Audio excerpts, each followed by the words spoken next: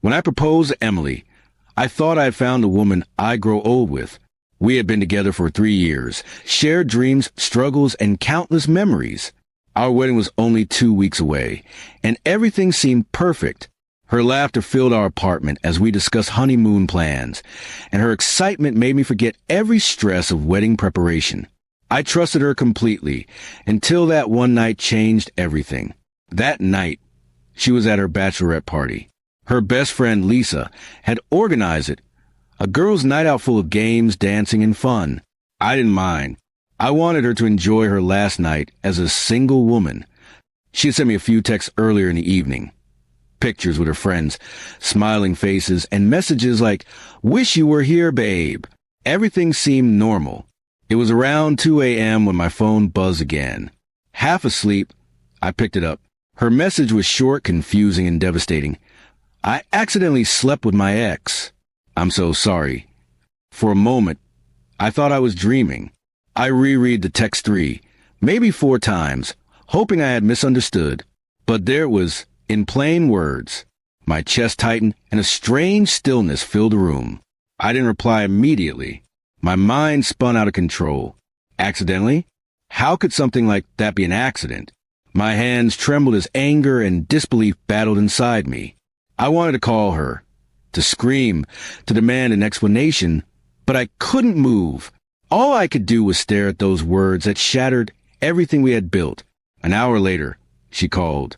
I didn't answer. She kept trying 5, 6 times. Then she left a voicemail, her voice breaking as she said, "Please, Alex, pick up. I made a horrible mistake. I don't know what came over me. I drank too much. Please, I love you." But I couldn't listen anymore.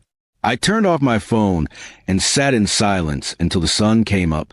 The next morning, she came to my apartment. Her makeup was smudged, her eyes swollen from crying. She reached out to touch my hand, but I pulled away.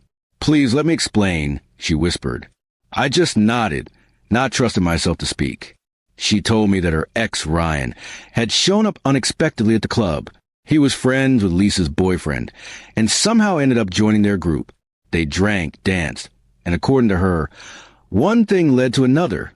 She said it just happened, that she didn't mean to, that it was a mistake she'd regret forever. I listened, but every word felt like a knife. I asked her one question. "If you still love me, why didn't you stop yourself?" She didn't answer. She just cried harder. In that silence, I realized something. Love without loyalty meant nothing. I told her to leave. For days after, she kept texting and calling, begging for forgiveness, saying she'd do anything to fix it. Even Lisa texted me, trying to defend her, saying it was just a drunken mistake. But to me, a mistake is spilling a drink, not betraying a person who trusted you with their heart. A week later, I canceled the wedding. I called her parents and my own, explained briefly that it was off. Everyone was shocked, especially her mother, who kept asking me to reconsider. But I couldn't marry someone whose first test of loyalty ended in betrayal.